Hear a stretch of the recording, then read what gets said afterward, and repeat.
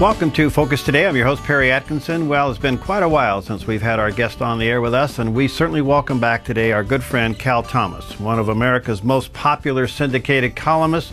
He's an author, he's a speaker. You perhaps have seen him on some of the major networks, and just an all-around terrific person. And I tell you, what an honor to talk to him today, because his new book is out, What Works? Common Sense Solutions for a Stronger America. And there's a picture of it there on the screen, and I'm sure you can check it out at the bookstores or online at Amazon.com. Cal, great to see you, my friend. How you doing? Thank you, Harry. Thank you very much. Good to be with you again. Yeah, wow. It's been a while. I think the last time, well, we carry your commentary, but you and I stood in line together to see Barbara Bush one day in Texas. Oh, man. You're dating both of us here. Yeah. Anyway, nice to see you. Fascinating book. What led you to go down this road? Well, two things. I wanted to do something on the 30th anniversary of my syndicated column, which is next week. Yeah. But it also seemed to me that so much of what happens in Washington resembles the movie Groundhog Day, where Bill Murray wakes up every day and repeats the same things over and over and over again. And that's Washington. It's so predictable. Right now, we've got this so-called income gap between men and women going on, where the Obama administration wants to change the subject from Obamacare and the failure of that program, despite the phony numbers they're putting up. So they come up with this business. And they go have these meetings, and they go out and do their sound bites, and they appear on TV and say the same things, and the big media eat it up and promote it as if it were gospel truth, which of course it isn't. So I thought it would be good to do a book and say, look, let's call a timeout here, okay? Let's blow the whistle. Let's actually focus on what government programs are working and which are not. Every program and every government agency has authorizing legislation or a charter that established it and its purpose for existing. If it no longer is meeting those objectives and serving those purposes, let's get rid of it. And if it is, then we keep it. That seems to be a reasonable approach that ought to bypass the left-right, Republican, conservative, Groundhog Day attitude. Well, it's too common sense, Cal. It'll never work. You know, the American people have to rise up and ask this. I mean, we have a $17 trillion debt in this country, most of it borrowed from China. It can't be sustained. We really are mortgaging the future for our children and grandchildren, which the Democrats always say when Republicans are in the White House, but they forget about the debt when they've got one of their own there. I think, you know, there's something of the Puritan ethic left in all of us, a little DNA maybe somewhere in the deep recesses of ourselves, that says, you know, waste not, want not. That was a big slogan during World War II and parents and grandparents' generation. Right. And, you know, when I was a kid, I don't know about you, parents said, clean your plate, honey, because somebody is starving somewhere in the world. Right. I told my parents to send them the broccoli. I didn't like it. But, you know, they sent me to my room without my dessert. So what can I say? But look, this appeals to everybody, I think, regardless of your political persuasion. Businesses have regular audits. They go through to find out what is working and what isn't, what can be disposed of and what kept. Ronald Reagan used to say the only proof of eternal life in Washington is a government program. Right. And it's right. Once you start it, it's almost impossible to kill. Well, can this polarized position in Washington be melted down to where we literally are considering what's best for America? We seem to be so polarized, we can't even talk anymore. It's going to have to start at the state and local level. One of the chapters in my books is what's happening in the states. We have 30 states led by Republican governors, no coincidence, that have balanced budgets and in some cases surpluses without cutting special services for the truly needy and without raising taxes. Indiana is a prime example, for example. Under the previous governor and the Mitch Daniels and the current one, Mike Pence, Indiana is actually sending rebate checks, if you can believe this, to citizens because the government doesn't need any more of their money. Now imagine that. This sounds like some fictitious movie, but it's actually happening in Indiana. Other states are cutting taxes way back, state taxes, and in some cases eliminating them, preferring the user taxes, and they're doing very well. Businesses are coming to their states. Even New York State, one of the highest taxing entities in the country is running commercials on TV, certainly here in the Washington, D.C. area. I don't know in Oregon or the rest of the country. They're advertising, if you bring your business to New York, we'll give you a tax-free existence for 10 years. So even the blue state of New York understands that cutting taxes encourages entrepreneurship, builds capital, profit, and creates jobs. Well, given the mess with the IRS, and of course that scandal, I'm sure you'll comment on that, but you would think now the atmosphere would be perfect to replace the income tax with some kind of a flat tax or consumption tax. I mean, the atmosphere couldn't be better. Well, you're going to have to elect the right kinds of people in the November election in 2016 who believe in this sort of thing, Barry. It's very, very difficult to tear down any portion of the federal government. I heard the late Bishop Fulton J. Sheen speak at the National Prayer Breakfast in 1979, and he asked a very profound question. He said, how do you define a football field? And he answered, by its boundaries. And he said, the founders gave us boundaries in the Constitution. We've crossed those boundaries with our government, and that's why it's become dysfunctional. He also said there are moral boundaries that God gave us in his word, and we've crossed those, and that's why we have all of the social problems and the STDs and abortion and same-sex marriage now. Boundaries are good if they promote the general welfare, and these boundaries did, but we've crossed them long ago, and it's very difficult to get them back. Now, in the past, we had revival evangelists that preceded revivals in the country, and then we had a bubble-up morality that then was reflected in culture. And I think that's what's going to take. It's going to have millions of Americans deciding they're going to live a different way. We have 47 million people on food stamps in this country. That's a disgrace. More than half the country now gets a government check of some kind. We've got a nation of addicts. We got half the people working, the other half taking. And it can't go on like this. We just can't. It's like gravity. If you jump off a building, no matter how high it is, sooner or later you're going to hit the pavement. Yeah. Do you think that there is a revival coming, and do you think there is a moral pushback? Well, it's hard to say. I mean, it's you see, I think, fewer people watching television, which is a good thing. The ratings are down across the board, except for news on Fox, and people are just tired of the cultural swill. And you look at things that are actually doing well. What are they? They're morally and biblically based films. The Bible series done by Roma Downey and Mark Burnett set records on the History Channel. And they sit out there in Hollywood and they scratch their heads like, gee, how did that happen? So they try this film Noah, which, bears little resemblance to the original, but maybe it will drive some people back to Genesis to find out who he really is. And it makes $43 million in its opening weekend. You had the Son of God movie, which was a re-edited thing of the Bible that did quite well. Mark and Roma are now working on a film about the New Testament after the time of Jesus and in the early century, the first century church. And Hollywood just doesn't get this. People are tired of the car chases, the sex scenes, the violence, and all of this other stuff. Revivals don't come through politicians. It comes from the movement of the Spirit of God. Yeah. And I've read the history of revivals in America, and they start when people pray and when they decide to honor God, not themselves, and glorify Him. And that's the only answer, as I see it. The Republicans aren't going to save us. The Democrats, think tanks, blue ribbon commissions. We have a moral and spiritual problem more than an economic and political one. Before I take a break, let me ask you this. Are we in a state of lawlessness, in your opinion, in this country now?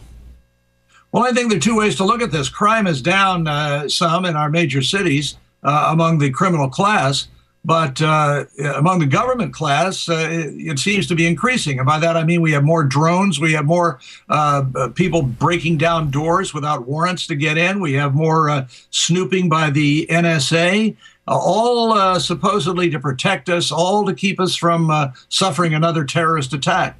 And the question that we have to ask is the trade-off worth it? Is it worth giving up more and more liberties in exchange for presumed safety, even though the government says they can't guarantee we will be safe 100% of the time? But liberties that are given up is something like giving up virtue. Once you've lost it, you can't get it back. All right, we're talking to Cal Thomas. We're going to take a quick break. We come back. His new book is out, What Works? A Common Sense Solution for a Stronger America, forward by Sean Hannity. There's a picture of it there on the screen. You may want to get it out. It is put out by Zondervan, and check it out at Barnes & Noble, at the bookstores. May check it out even at the Christian bookstores as well. We'll be right back with Cal Thomas in just a moment. Hi, I'm Paulina, and I work at theDove TV. Did you know that when you support theDove TV, you have a profound impact, not only in our community, but around the world? It's your continued support that takes the inspiration and hope in the programs we produce and makes them available to the thousands of people who are watching these videos online every week. Help bring encouragement and hope to our valley and beyond by making a secure online donation today at our website, thedove.us.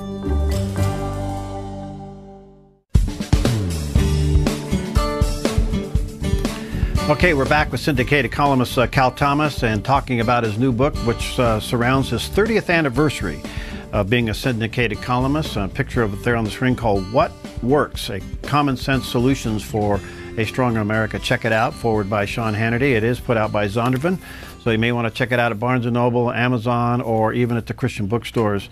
And of course, you hear Cal Thomas. You've heard him on theDove for many, many years and still do with his commentary. So congratulations, Cal, 30 years. We also just celebrated our 30th for radio and TV. So we're in it together, buddy. Let's send each other anniversary cards. Yeah, there we go. Hey, listen, in 30 years, you have seen media play a big role in shaping America.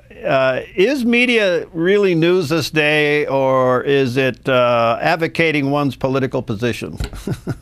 Well, it's partially infotainment, and it's partially advocating one's political position. But look, a lot of this is the result of believers, followers of Jesus, withdrawing from the culture. The only thing I learned in physics before flunking table of contents was that nature pours a vacuum. A vacuum has to be filled with something. If you open a vacuum packed can, I know when I was growing up as a kid, there was this coffee company called Chase and Sanborn, and one of their advertising deals was that it's vacuum packed. So you'd push the little button type thing on the lid, and you could hear it clicking, and then you turn the key on it, and the air would rush in to fill the vacuum. Well, when believers pull out of culture, when they disengage from everything, then it creates a vacuum that the secularists and the pagans are happy to fill. People say, well, how did you, as a conservative Christian, how did you become so successful in the media? Well, I stopped cursing the darkness. I went into the closet once and closed the door, and it was real dark, and I said a few culturally approved words, and it didn't get any light.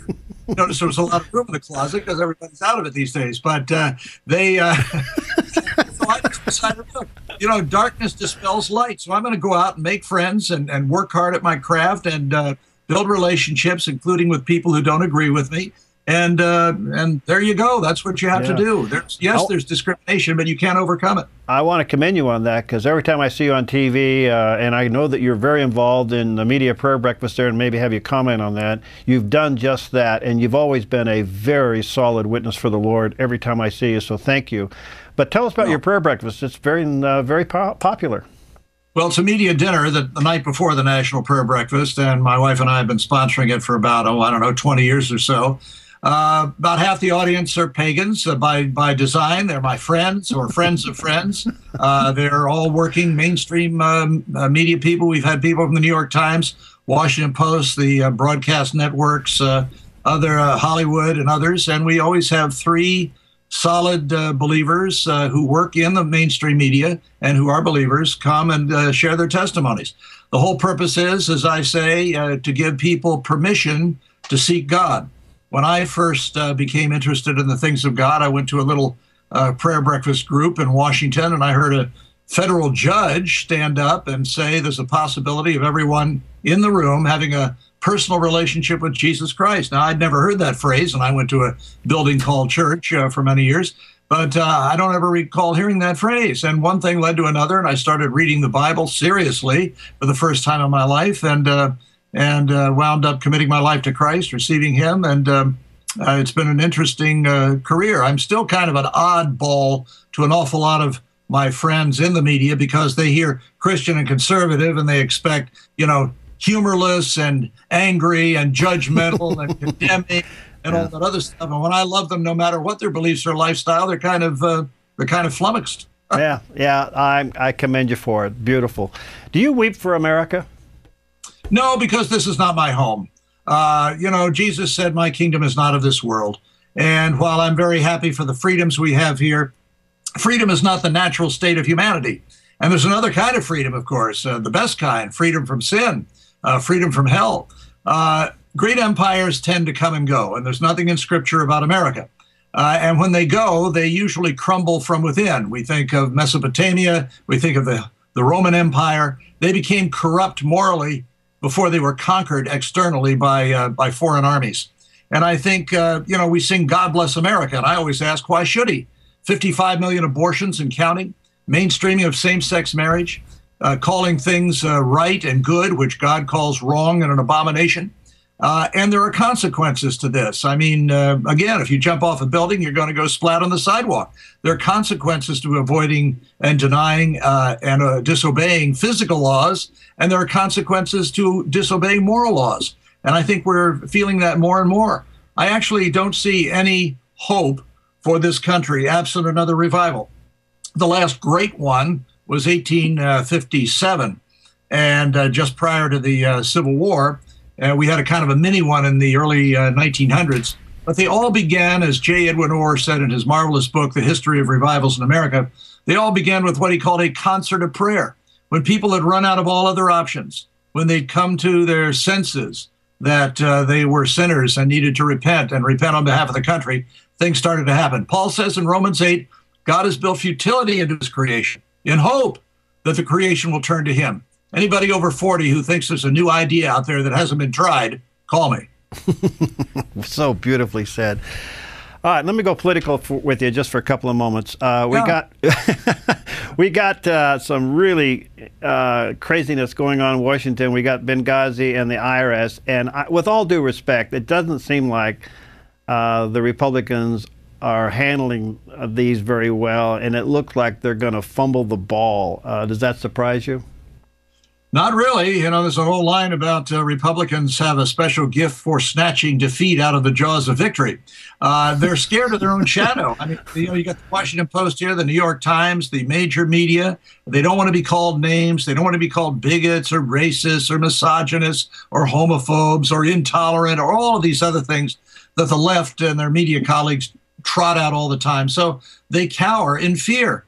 That's not the way to lead. And I think that Benghazi's a serious problem. Nobody's been held accountable for it. Nobody's really lost their jobs. There were one or two people at the State Department who were put on administrative leave, but after a few weeks and things cooled down a bit, they're back again. We had an ambassador and 3 other people who were murdered over there. And of course, this is all being covered up and hushed up because of Hillary Clinton's anticipated presidential candidacy in 2016. The IRS, the other things, I mean, we don't have, we, conservatives, Republicans, don't have both houses of Congress or the White House. The House has asked the Justice Department to not indict, but to hold accountable Lois Lerner, who was head of the division in the IRS that denied a lot of conservative groups tax exemption. But Eric Holder is not going to do that. It's just not going to happen. So you got to have all 3 branches of government to make anything happen.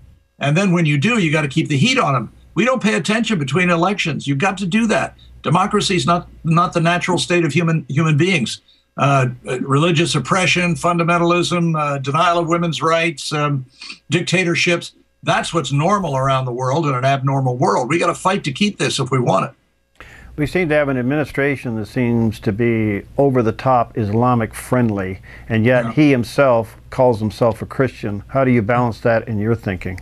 Well, I can't judge anyone else's faith in God. That's not for me to do. But I do think by your fruits you shall know them. I mean, if I want to ask him, if I ever get the chance, and I probably won't, this is the first president I haven't met since JFK when I was a kid at NBC, but I want to ask him, what difference does your faith make in your public policy? Now, I don't think that we ought to be equating a defense policy or taxes or any of these other things with biblical truth. But I do think if you're a serious follower of Jesus and you believe that God, the Bible was inspired inerrantly by God Himself, then you have to be for human life at all stages. You have to be for marriage between men and women, because it's clearly indicated in both testaments that this is God's plan for humanity. And you can debate all the rest of the stuff, but it seems to me that's kind of the fundamental bottom line. President, of course, is on the other side of these. He believes that the government is our keeper, we shall not want. And yea, though I walk through the valley of the shadow of poverty, the Health and Human Services Department will be there comforting your food stamps. You know? I mean, that's just a perversion of the 23rd Psalm. So, yeah, I do think, I'm not going to judge whether somebody's saved or not, but I do think by your fruits you shall know them. And there's a lot of rotten fruit in Washington these days. How has your faith been challenged over these 30 years being in media? Well, not in ways that you might think. I think, I'm basically ignored by my colleagues I'm coming up on the 30th anniversary of my column. I've never missed a deadline, over 3,000 columns written. Got a platform in USA Today, have a column in there today with my good friend Bob Beckel. And my brother in Christ, Bob Beckel, I'm happy to say, I led him to the Lord about 8 years ago. Mm-hmm. He's still working on his own salvation. So am I. But I think the pride thing is the deepest thing. It's what C.S. Lewis grappled with, and he writes about it in Mere Christianity. You have to realize who you're serving. I'm not serving, and I'm not looking for the praise of men. I'm looking for the praise of God. And I have inscribed on the back of my watch 1 Samuel 2:30, he who honors me, I will honor. And that's been true of my life. And my, earthly rewards compare not at all with what lies ahead. So it's kind of like an IRA or a 401k. You're investing for the future, except the difference is I'm putting my treasures in heaven where moth and rust don't corrupt, and thieves, that's the federal government, can't break through and steal. That's beautiful. By the way, I love it when you and Bob Beckel are together. I think you guys ought to do the Odd Couple political commentary show. We're doing an event next month in New York at the Union Club, and Eric Metaxas, the writer of the biography Bonhoeffer, has got this he calls Socrates in the City, and he's doing there what I do in Washington. He invites the intellectuals in New York and the questioners and the doubters and the others to these forums, and to hear people who are successful in their fields talk about their relationship with God. It's very, very good, and the tickets are going fast, and so we're looking forward to that. Good. Cal, are there still pockets, remnants of godliness in Washington and on the Hill? Oh, sure. I think there are pockets of godliness everywhere, maybe even in Iraq and Iran and Egypt, certainly. Sure. But, Jesus talked about what's going to happen in the last days. I mean, we will be persecuted. He said, everyone, who believes in me will be persecuted. They're not really persecuting you. They're persecuting him in you and in me. Mm-hmm. So, and this is, they don't persecute Buddhists. They certainly don't persecute Muslims. My goodness, and get your head cut off. You try that. Nobody else is persecuted. Not Jews, not really, not today. Certainly during World War II and at other points in history. The only ones who are really persecuted are the believers, followers of Jesus. And that's part of the privilege that we have, to suffer along with him. But we don't suffer in America the way they suffer in China or in Egypt, the Coptic Christians who are attacked regularly, their churches burned, their people killed. So anything short of the crucifixion is a blessing. Yeah. Cal, you're an inspiration. Thank you. Thank you for this book, and thank you for 30 years of faithfulness. And don't give up. I don't find the word quit or retirement in the Bible anywhere. Do you? Have you found it yet? No. As a matter of fact, when I go to dinners and things, and somebody will come up to me, well, I'm a retired pastor, the guy will say, and I say, that's impossible. Yeah. You still have opportunities to minister to people. And then he corrects himself, well, you're right, I'm doing all these other things. No, I think, just because I may be visible, all of us have a role to play in God's plan. And, he over and over in Scripture, we talk about God's power in the small things, weak things, mustard seed, last place at the table. When I'm weak, then I'm strong. He's chosen the foolish things of the world to confound the wise. If you want to be a leader, be a servant. if you want God's power, you have to do it God's way. It's not going to come through Washington, that's for sure. Well, thank you, my friend. God bless you. Thanks for your work. Let's do it again soon, okay? I'd love to. God bless. Thanks. All right, see you later. All right, Cal Thomas with, again, the name of the book is What Works? Common Sense Solution for a Stronger America. Cal Thomas, forward by Sean Hannity, put out by Zondervan. Check it out, folks. Get a copy of it. And when you have a chance, send Cal a little comment of appreciation for his 30 years of faithfulness. We'll be right back. Hi, I'm Daniel and I work at theDove TV. You know, compared to Portland, Seattle, and LA, Medford might be considered a small market, but at theDove, we're excited about the opportunity to make a big impact right here in our community. And you help make that happen. Did you know that more than 90% of our income comes from people like you? You can help us now by making a secure online donation at our website, thedove.us, or by phoning 541-776-5368.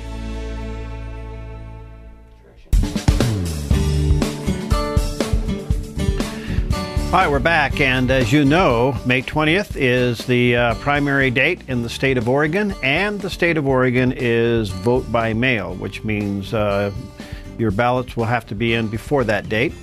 And are you registered to vote? The big question. And we're going to talk to our good friend David Crowe. He is the president and the founder of Restore America, and he loves this state.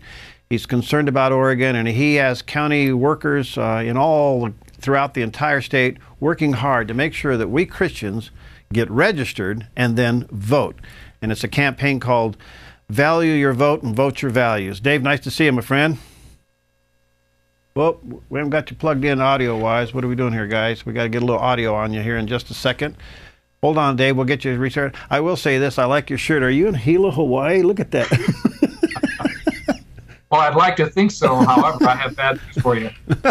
This is a very old shirt. Oh. Well, anyway, I had to make fun of that. That's classic. Good to see you. How you doing, bud? Good. All right, so here we are. Today is the 10th, and so what do we have, 19 days to get registered?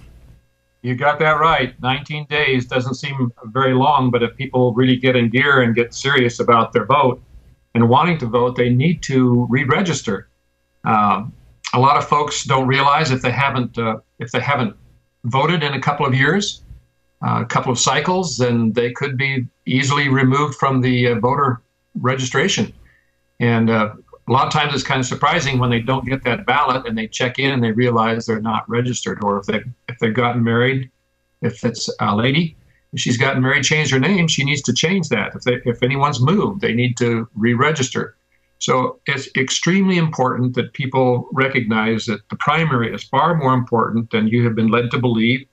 The secularists are very quiet about that. They really don't want to mobilize the sleeping giant across the country. And as you know, they know as well as we do that there's over 30 million who are eligible, evangelical, Bible-believing Christians who are eligible to vote. But if they're not registered, they don't vote. And if they're not interested, they don't vote. So there's millions on both sides of that equation that could change.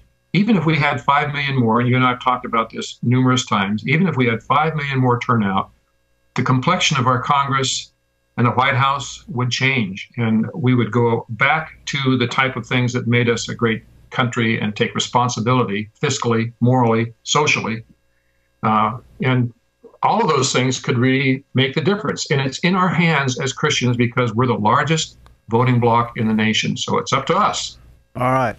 Let's bring that home to Oregon, some round numbers in Oregon, because if we just bump those numbers a little bit in the state of Oregon, you can pretty much sway any election and any ballot measure.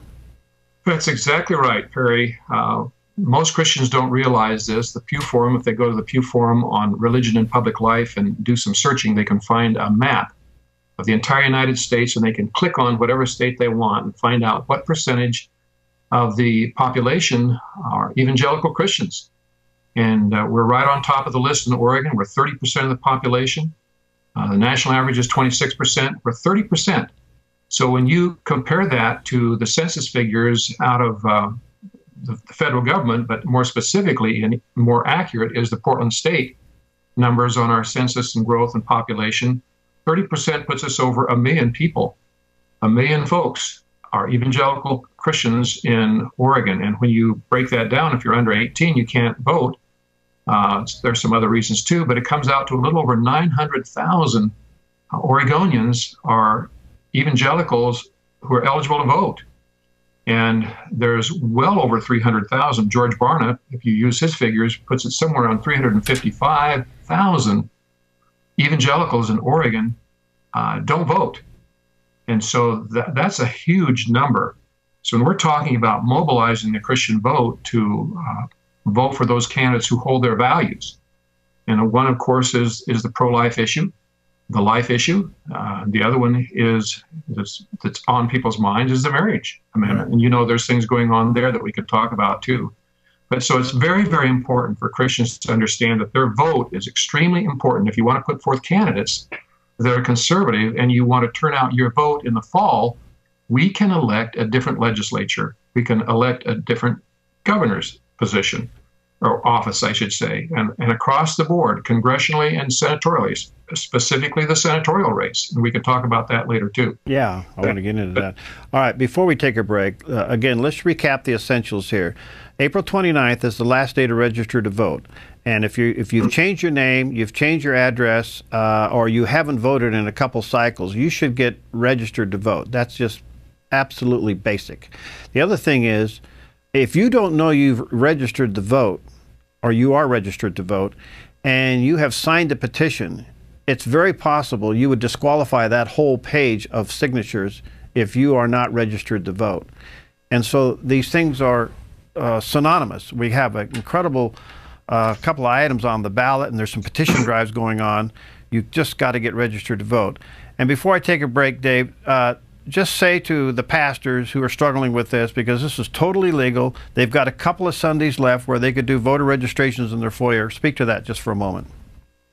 On all fronts, pastors, hear me. I'm an ordained minister myself. I pastor churches, and I've done the research for years and years and years, from Matt Staver, Liberty Counsel, ADF, Alliance Defending Freedom, down, you name it, across the board.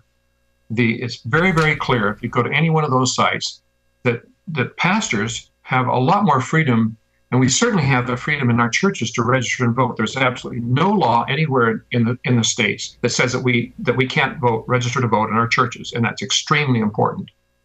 All right. All right, let me take a break. When we come back, I want to get into a couple of candidates and a couple of issues with Dave Crowe, president and founder of Restore America. And you may want to go to restoreamerica.org. Is that right? Yeah. Yes. restoreamerica.org, and he's got everything we're talking about is on his website. It's an incredible resource for you, and support what he does. We'll be right back. Hi, I'm Paula, and I work at theDove TV. Every day we get letters and emails from people who've been encouraged, blessed, and challenged by the programs on theDove TV. But we couldn't do it without you. Did you know that more than 90% of our income comes from people like you?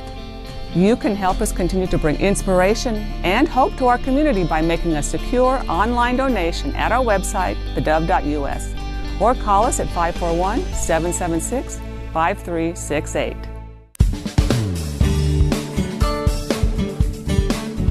Okay, we're back, and David Crowe's back with us today, and he's president and founder of Restore America.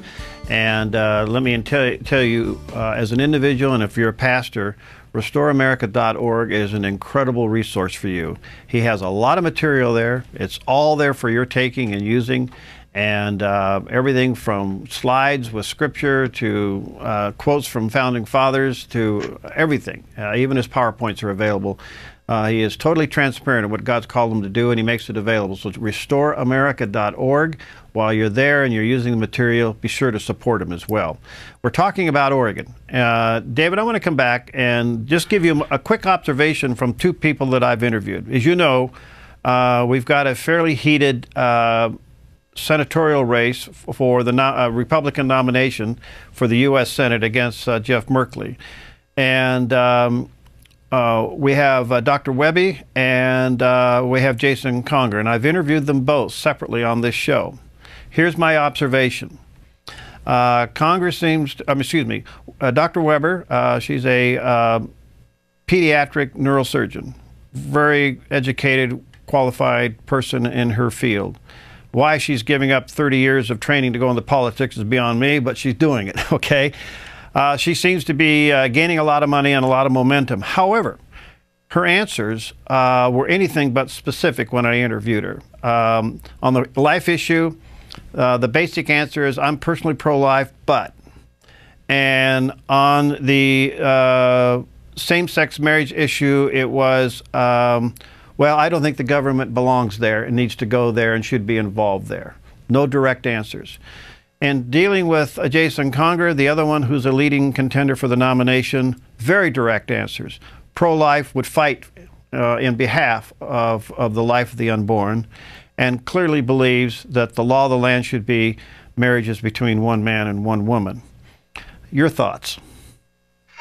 Well, I can say this, Perry. Number one, I've known Jason Conger for several years. I met him in Bend when I lived there before he ran for the legislature. And there was no doubt in my mind with the luncheon that I had with he and Dennis Dixon, a pastor at that time in Bend. He is a totally committed Christian man. Doesn't wear it on his sleeve, but in his heart, that's where it's most important. I interviewed him for 2 hours in his home on the 20th of March, the last time I was in Oregon. For 2 hours, I sat with him and his family, with his wife and his kids. His kids are full of the Spirit. They are wonderful young people. They love their dad, love their parents. It was evident that this is truly a Christian home and a Christian family. And for 2 hours, we talked together. And I went over with him some of the criticisms that some others in the Valley are raising about him. And I've talked with them at length as well. I have no doubt whatsoever, plus I will add to this, that I have viewed every one of Monica Weeby's videos where she has debated the other candidates, a long one, over an hour and 20 minutes with Lars Larson.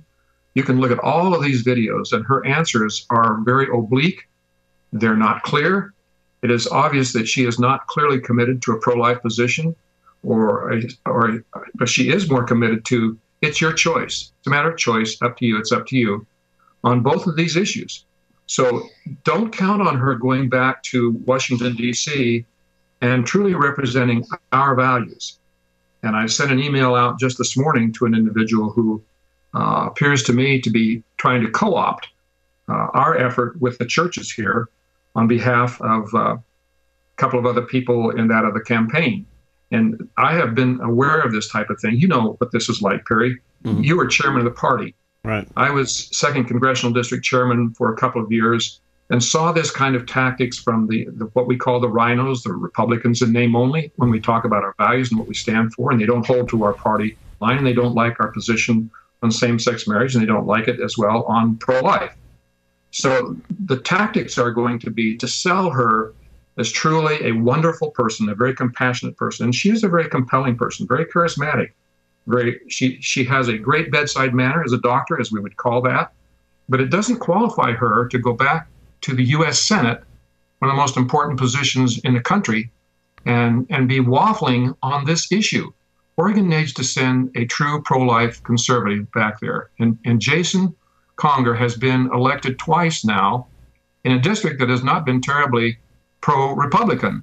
But he's been elected twice. He's done a good job. And most, if not all, of his Republicans there in the legislature have endorsed him and not Monica Weeby. So I can't speak strongly enough. I'm going to personally go out, apart from my position with Restore America, and do everything I can to let Christians know, don't be deceived by the mail that you get. It's going to be sweet. It's going to be nice. It's going to be misleading. And the right candidate is Jason Conger. It's just as simple as that.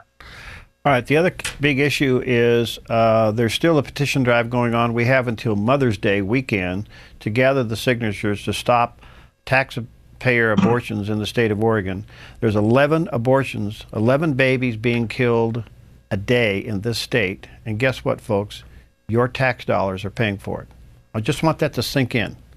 11 babies will die today, and their death will be paid for by your tax dollars. We have something we can do to stop it. Fill us in on that petition, Dave. Well, I had Jeff Jimerson, who is chief petitioner of that drive, which we're doing everything we can to promote that, as well as voter registration. And of course, voter registration spills over to this as well. Christians need to know about this. They need to sign it. It is our opportunity to get it on the ballot. And we're not simply saying, we'll change the law with your signatures. We simply want to put it on the ballot for Oregonians to vote on, because we believe that most Oregonians will find that alarming and something that they don't want their taxpayer dollars to be used for. And that includes a lot of people who don't necessarily agree with us. So we simply want to take it out of the hands of the Oregon Supreme Court, which years ago passed this. The Oregon Supreme Court. You heard very little about it. It has only been recently when Jeff Jimerson and some of his younger guys working with him. This is a young team of people. These are younger, upcoming Oregonians who have a real stake in the future of this state. And they're pro-life. They're wonderful people. We need to get behind them. And when you have over 900,000 evangelical Christians in Oregon who are eligible to vote, and you can only get 45,000 signatures, we need 150. I will say I've been very pleased to get feedback and emails from several pastors in the Rogue Valley that attended our little seminar that we put on, showed them all of these things. And they've emailed me back and said they were very excited. Their people are excited. They're signing up, voter registration. They're signing the petitions. We had a big church in Salem just the other day that had voter registration on one Sunday, and the guy reported back to me they had 450 signatures on the petition. They signed up 25 more people to register to vote. The following Sunday, they had 170. So when pastors lead, people get excited about this because they're concerned. They want their leadership. So enough said about that. I'm just very, very pleased with what's happening around the state as people are waking up to these facts. And that's what our job is, Perry, is to really inform Christians so we don't get bowled over and turned aside by ignorance. We don't need to do that. On that issue, it's the same thing as the voter registration. This is totally legal to do inside the four of a church, correct? Absolutely. Absolutely. The pastor can call for this with, this is not a party issue. It's about life. It's about our salt and light responsibility to speak truth and to speak light into the society in which we live for the benefit of our neighbor, for the blessing of God upon our nation. We say we're a nation under God. It's on our money. Elsewhere, you go back to Washington, D.C., it's everywhere. Our foundations are truly Christian. If we want to maintain the blessing of God in this country, we need to pay attention to that. Voter registration, signing these petitions. Oregon has a great opportunity with our initiative and referendum process to put things on the ballot. And we have the votes to do it. We have the signatures to do it. So enough of our churches engage, which they are starting to do, you're going to see a real upswing here in the voter, not just registration, but the signatures on the petitions. And we ask you, don't stop now. Put your energy behind it. Make a commitment to it. Get out there and find ways. Go to their website. Perry, you can share that website. Is it Oregon 2014? Mm-hmm. Or 2014 Oregon? Right. Oregon 2014. Stuff. Okay. Yes. They can go to that. It's a .org site. They can go to that and find out fabulous information there. It's well done. These young people have done a phenomenal job. So we need to get behind them. It's important. It's important that we put this on the ballot for all Oregonians to decide. David, you traffic with a lot of other leaders in organizations such as Restore America. And there's been a time where we were losing a lot of things, but now I'm beginning to sense a turnaround and a pushback. Do you feel that as well? Absolutely. Every time I go to Oregon, I experience that. I know what's happening. You just have to get in. More people just need to be aware. So everyone can use their email. Everyone can use their Facebook or their Twitter or whatnot. Point them to this new site. And by the way, I wanted to mention to you that yesterday we brought up our new site. You know, we've been working with United in Purpose, who put on the conferences in San Francisco and again in Dallas, only to a much larger group across the nation. Our new site, built by United in Purpose, which we want people to go to. This is actually the preference over our Restore America site, which we're rebuilding and is out of date. But the new one is Let's Vote Oregon. Let's Vote Oregon. That's letsvoteoregon.com. Right. You go there, and it will tell pastors, it will tell anybody who goes there, the materials that we have, everything that you can use, videos, tools, posters, bulletin inserts. You cannot believe the wealth that's on that site. far better than what we have, and it's very pointed towards mobilizing the Christian vote in the 2014 election starting now. So we only have 19 days left. So it can be done. Go to that site. I would encourage everyone, go to the site, look at it, forward it to your pastor or your pastoral staff, to the business, your business associates in the Christian world. Get the word out, get behind it, build the momentum. And Perry, I can't thank you enough for having me on so I can share that too, because, we just don't get the press. We can't afford that. They're not necessarily our friends.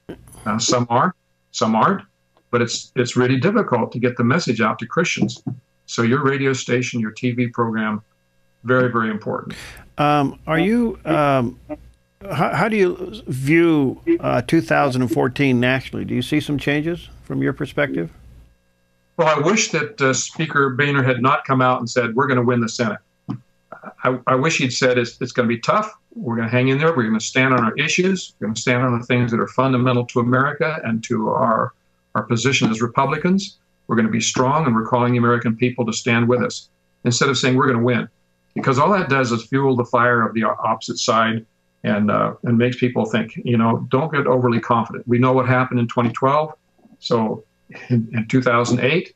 So it's not the time to say that. But I feel very good that we're headed in the right direction, and that enough Christians, our ministry is to Christians. We're not trying to reach anyone else. We're simply trying to ignite, mobilize, inspire, and turn out the Christian vote in Oregon.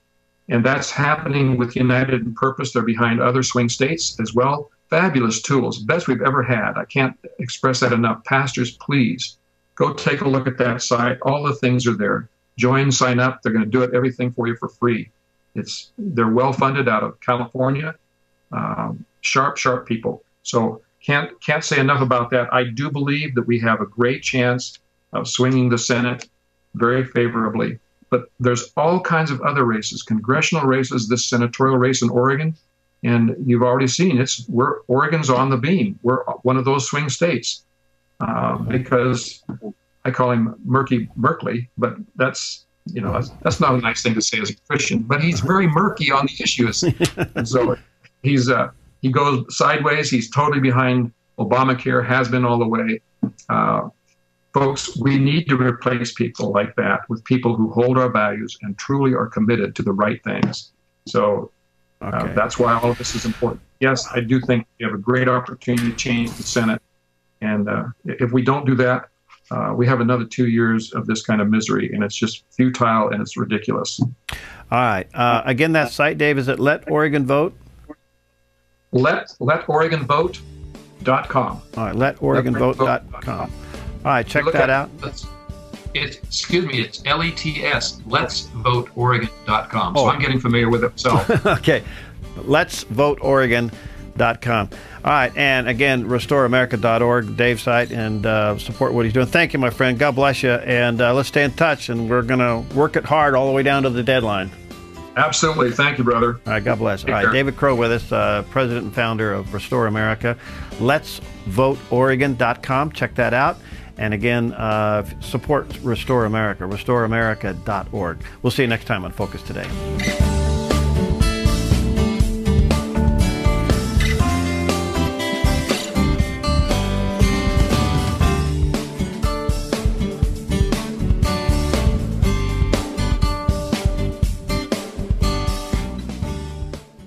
Hi, I'm Jim, and I work at theDove TV.